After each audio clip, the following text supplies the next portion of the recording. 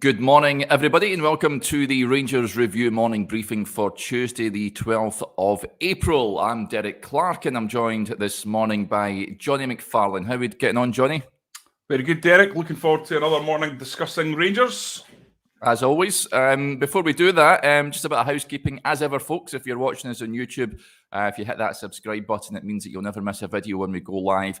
And thousands of you are now subscribing, so thanks very much for that. And thousands of you also heading over to the Rangers Review site. If you haven't already subscribed, head over to rangersreview.co.uk/subscribe. We've got a great offer on just now, just £1 for 2 months worth of content. And not only that, you get entered into a prize draw for a tour of Ibrox for 4 by a club legend, no less. If you want a sort of step-by-step run through of how you do that, head over to our Twitter account and our TikTok and Facebook accounts as well, and you can find out details of how to do that. As William Burns says, great value for money. Fantastic, William. I'm glad that you're enjoying the content. Okay, Jonny, let's talk about all the Rangers news that's coming in at the moment. Big news yesterday, of course. Not only the Rangers announcing that the season ticket renewals, but the post-split fixtures have come out.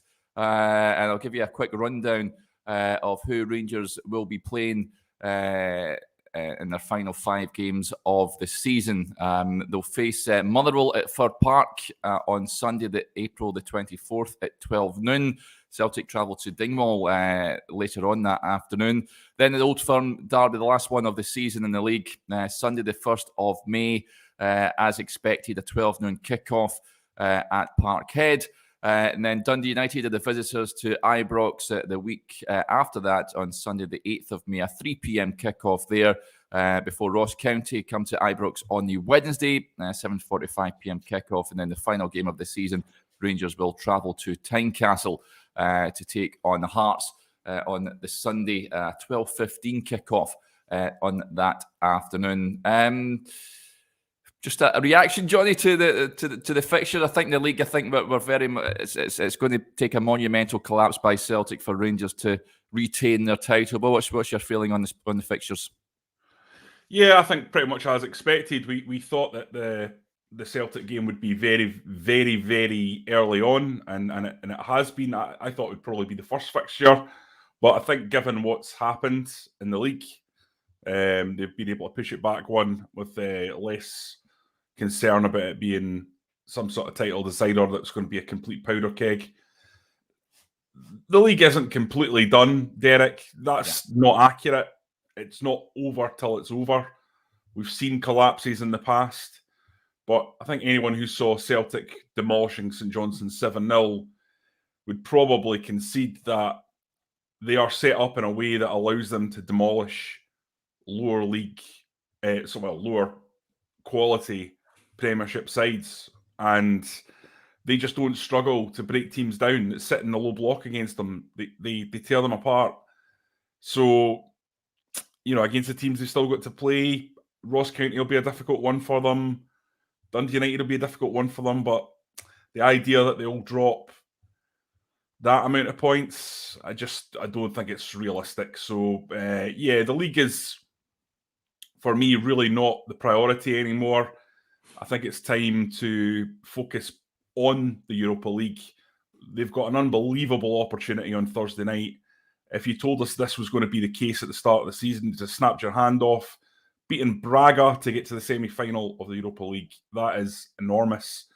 And all focus must be on that for the time being. And then on this huge Scottish Cup semi-final. I can't reiterate it enough, Derek. I've been saying it over and over again. I think you said it very eloquently in your piece, which I thought was excellent yesterday. This will define the Giovanni Van Bronckhorst era. Is that fair? No. Yep. Does he deserve a window? Yes. Will he get a window if he doesn't beat Celtic at some point this season? I don't think so. Because I don't think the fans will be happy to sit there and watch their team take 4 spankings from Celtic. From a Celtic that was put together in the summer with, people are talking about they spent 20 million. They were in complete and utter disarray, so 20 million isn't actually that much. They brought in a lot of money as well, so I think they brought in millions of pounds. So I know that angle that Celtic have spent vast amounts more than Rangers. Of course they have, but it's all relative to what they've brought in. I'd imagine it's make or break for Gio, and like I say, it's not right, but that is the way Glasgow football is. That's the job he took on. Rangers were ahead when he took over. I can give you lots of stats to back up Gio. I can say there is barely a drop in performance. Gio against Gerrard. There isn't. Points per game. There's not a drop. This is a consistent season that Rangers are having. Consistently poor. Yeah. And it's just that Celtic were not organised when Gerrard was in charge. He was still putting together the team Postecoglou. He was still bringing in signings. Celtic then are not as they are now. And that is why Gerrard escaped a lot of this. Yeah. The facts are there. But ultimately, Steven Gerrard had a very good record against Celtic. And if they didn't win, they always pushed them extremely close. It was always very tight. And we've now seen 2 Old Firm games under Gio. The first one, which was a shellacking, unfortunately. And the second one, where I think Celtic were marginally the better team. Yeah. And that was at Ibrox. So he has to do something now. And Braga's important, but the semi-final is the be-all and the end-all, Derek. Yeah, and saying that, the piece yesterday sparked a bit of a discussion. You're right, Johnny. It does. The manager, it's crazy to be calling about his future so early in his tenure. Yeah, and I totally agree. He needs the transfer window to try and shape his own team, bring in his own players. But I think a lot of supporters on record, and ourselves as well, he needs to give the fans a bit of encouragement that they can see that he can get the better of Celtic. And it's a difficult one because he leads Rangers into the semi-final of the Europa League. It is a colossal achievement. It really is. For a Scottish team, we've been on record in saying this, Scottish teams shouldn't even reach the quarterfinals of these competitions, never mind the semi-finals. So if we can lead them there, that for me is enough to give him a time and to build his own team in the summer. I think he needs a victory in one of the competitions. I know Barry Ferguson has come out saying the Scottish Cup is more important, but I don't really tend to agree with that sort of line. I know what you're saying, though, Derek, on that. I agree with him that the game's more important. Yeah. If you have to win one, if you said to me, Johnny, you have to choose one that Rangers win, you would say the semi-final, because that's the one that will define his future. It's as simple as that. That's the realpolitik of it. People will forgive a defeat to Braga. They won't forgive another defeat to Celtic. Now, personally, if you're asking me, I've seen Rangers beat Celtic quite a lot in my lifetime. Okay, I've seen Rangers win more probably in my lifetime than lose against Celtic. So I'd rather see another European Cup semi-final, a European Europa League. I would, but ultimately, I think in the larger scale of things, the reaction would be more damaging to Giovanni Van Bronckhorst if he doesn't win that game. That's just the way it is in Glasgow. I mean, I might be wrong. I'd love, guys, get in touch on the comments. Let us know what you think. Yeah. What's the more important of the two games?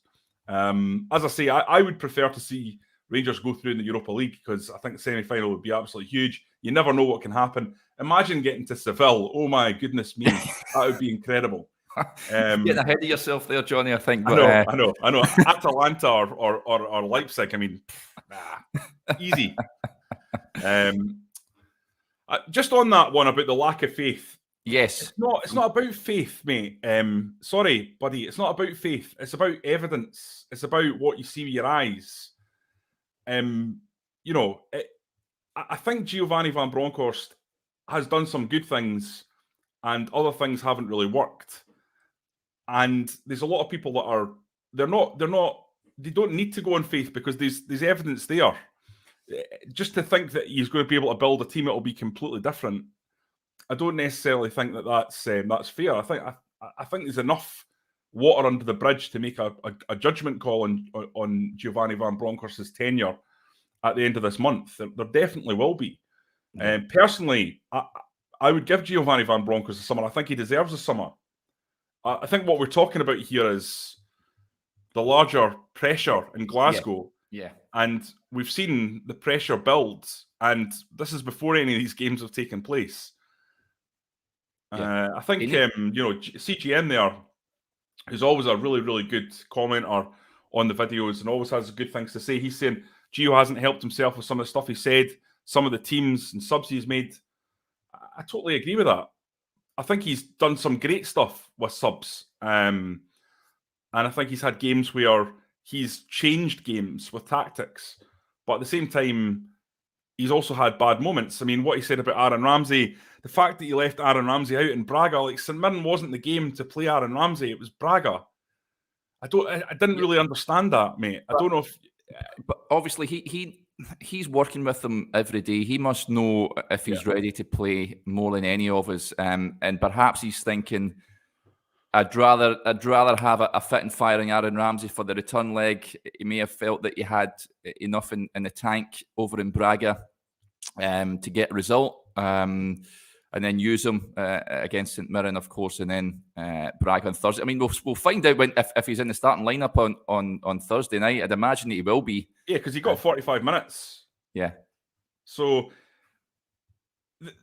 it was just the way he said after the game, no, he's been left out of the game because there was other players. We have a big squad. It's like, yeah, but you don't have another Aaron Ramsey. Yeah. It's a strange setup, with Aaron Ramsey. There's no doubt about it. The way he's come in, the amount he's played, perhaps he's been more injured than they thought he was. Perhaps he's not. The fitness levels have been more dramatic in terms of what's been required to get him up to speed. We don't know because Gio's very inscrutable about it when you ask him. You know better than anyone, Derek. You're in these press conferences. And when you ask him about injuries, he's not one to go into any great detail. I think I've said this before. So it's hard for us as journalists to kind of drill down into what's happening. And understandable because he doesn't want to give stuff like that away for free. Doesn't want to cause any more noise than there already is. We know these tons around Rangers. Yeah. But sometimes it helps stave off a bit of criticism if you box clever. And I felt on that one, he could have just said, with regards to Braga and Aaron Ramsey, he could have said, it's completely tactical. Aaron's a very attacking player.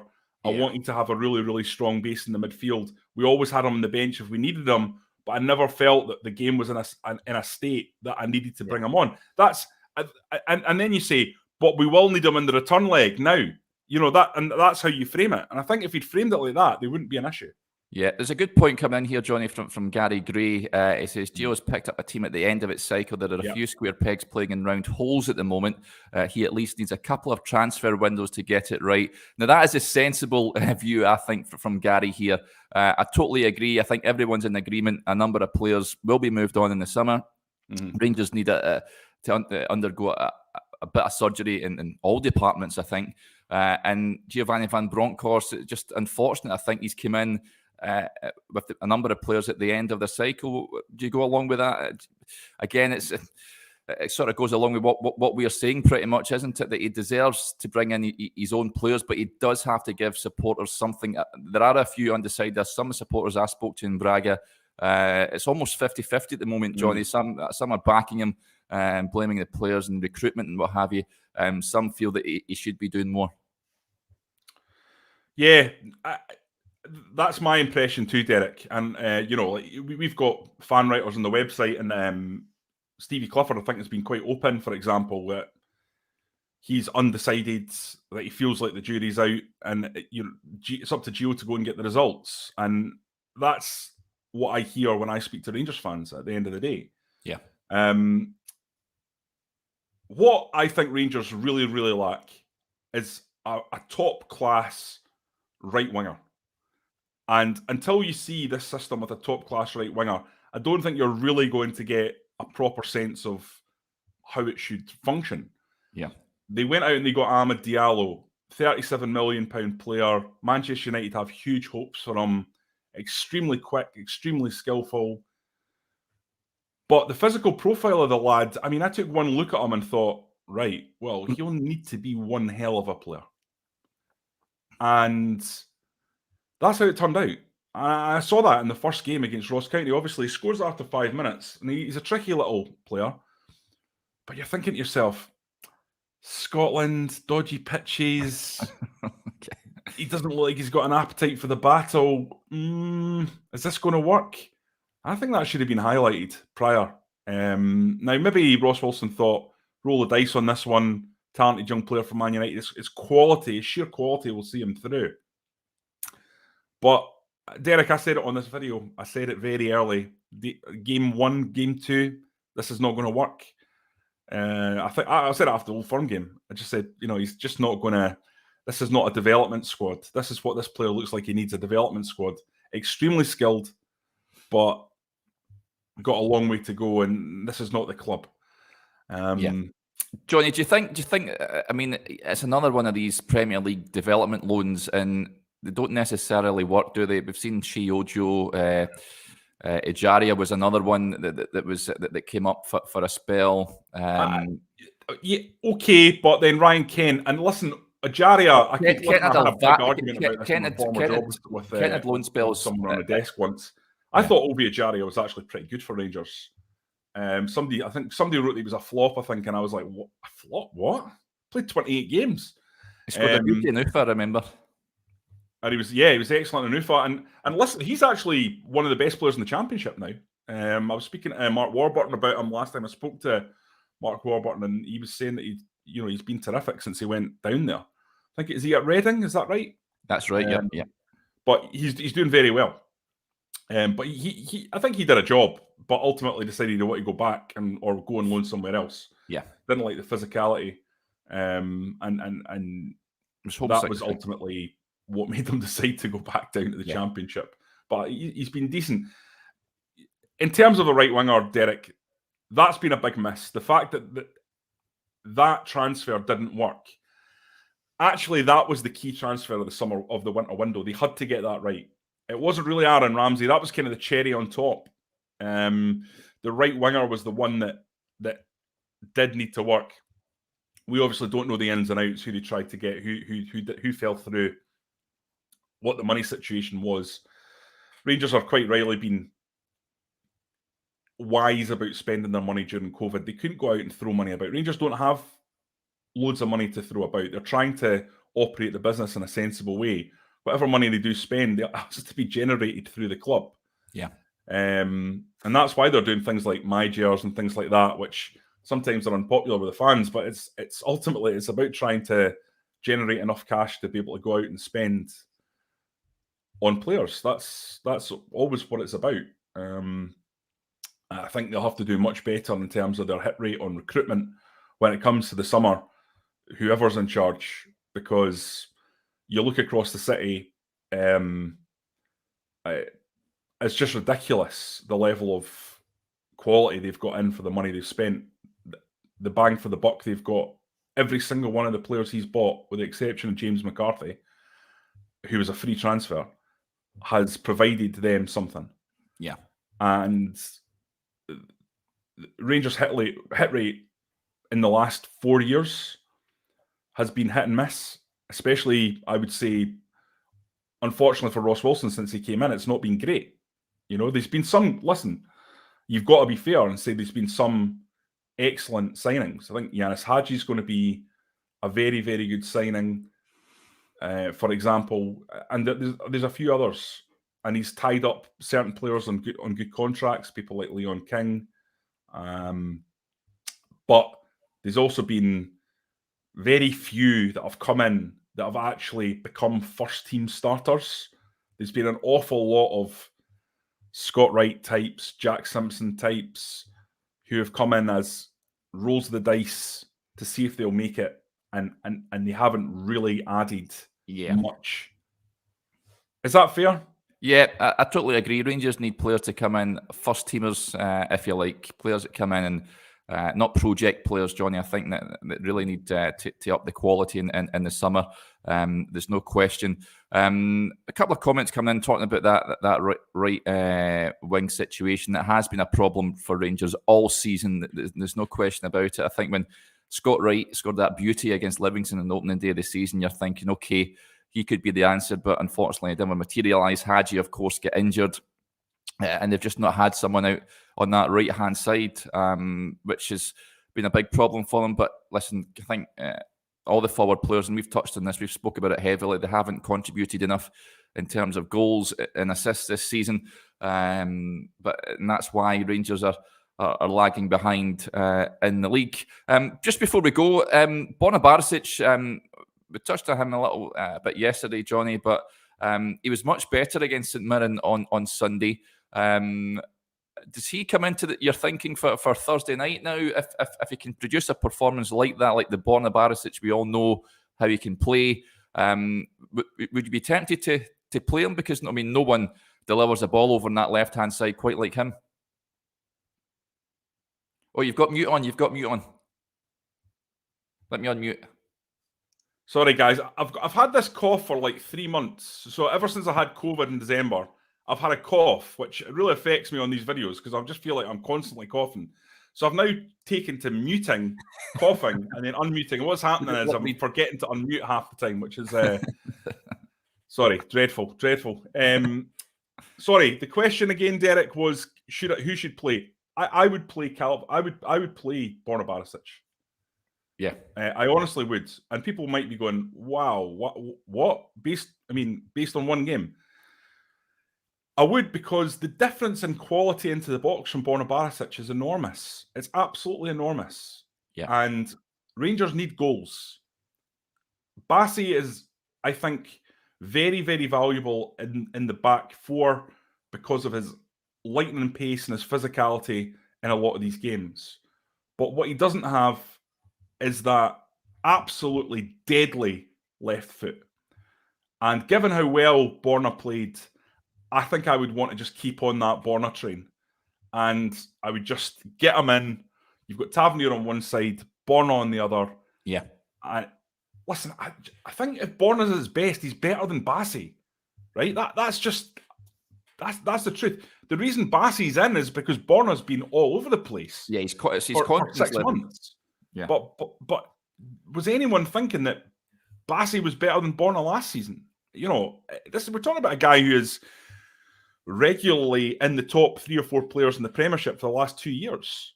You know, and Rangers just need that quality in for Kemar Roofe.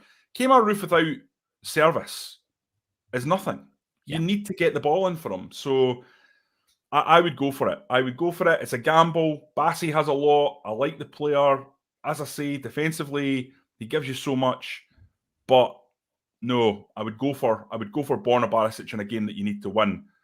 Celtic's a different story. Might play Bassey in that one, Derek. Might stick with him because you're going to be requiring that pace. Yeah. But I think for this one, Borna Barisic. Yeah, and listen, he might play Calvin Bassey in a more central position. He might go for a 3. Who knows? But we'll find out on Thursday. But be very interesting to see if he does get the nod. And of course, he came on against Braga over there as well. Barisic thought he did okay as well. So it'll be interesting that left back slot who Giovanni van Bronckhorst is going to go for. Okay, folks, that'll do us there. Thanks to everyone for interacting with the show as ever. Another packed show. Remember, if you haven't already subscribed to the Rangers Review, we've got a great offer on just now. I'm just going to put the link in the comments section, rangersreview.co.uk/subscribe. Just £1 for 2 months worth of content. Not only that, you get entered into a prize draw for a tour of Ibrox 4-4 by a club legend as well. So it really is an outstanding deal we have on the site just now. Okay, we'll be back again tomorrow morning, but until then, enjoy the rest of your Tuesday.